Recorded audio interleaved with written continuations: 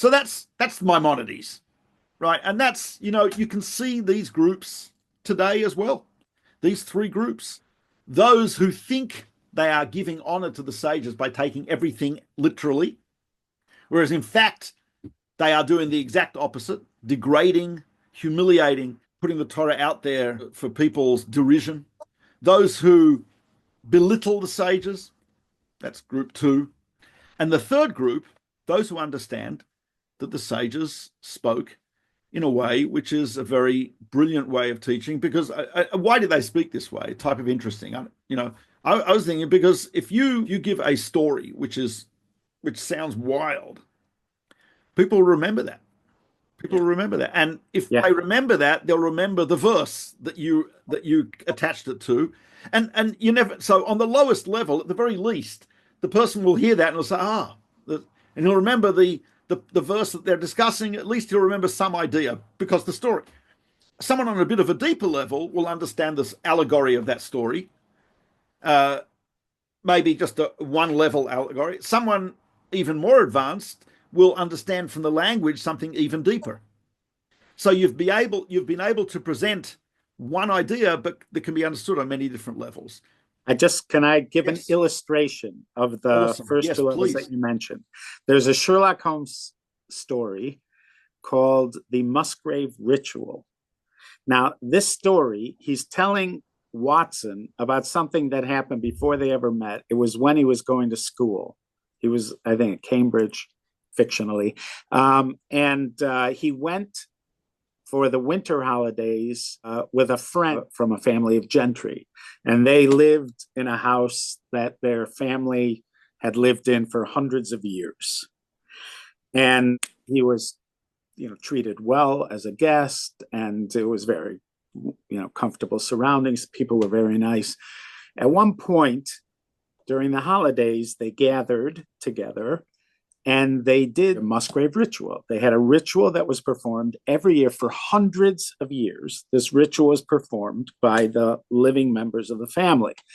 And they each had their part, and it was a kind of choral reading. One person would read one part, another person would read another part. It was drinking, it was jolly. They were all having fun, and each one is reading their part. Now, Sherlock Holmes is not part of the family, so he's the audience, and he's listening. At one point, it becomes clear to him that this is a treasure map. This family has been telling this over year after year for generations and generations, for hundreds of years, as they were doing in front of him, not realizing that contained within that, all the parts together, was a treasure map, which he then remembers the clues, and he goes and follows it, expecting to find some kind of treasure, which apparently there had been, but somebody got there beforehand and was murdered. And then the game was afoot, Watson.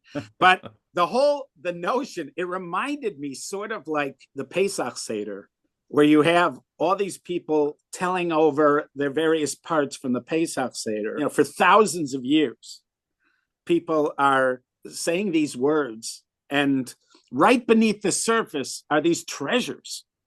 But they are somehow preserved, as you're suggesting, they're preserved in the story. So even if this generation doesn't get it, and I guess you could say that first group, at least they're preserving the story.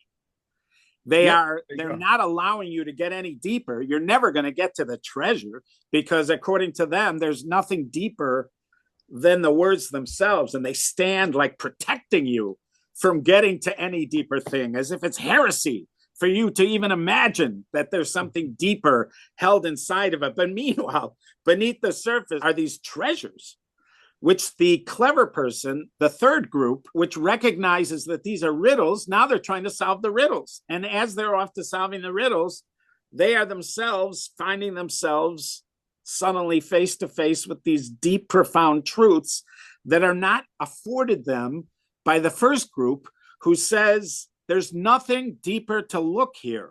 You just have to take this whole thing as nothing more than an exercise of faith and just say the words. But God forbid that you should think that there might be something deeper to look at here, and that I have to trust my instinct that there's more to this than first meets the eye.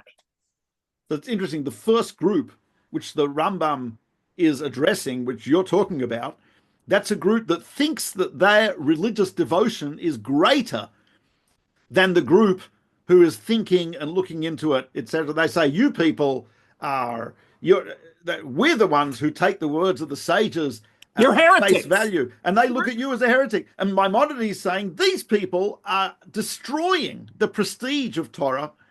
They are concealing the truth of Torah. They are concealing the light, and it's exactly right. So that absolutely, it's fantastic. It's a beautiful midrash, a fantastic mashal, a metaphor for that first group.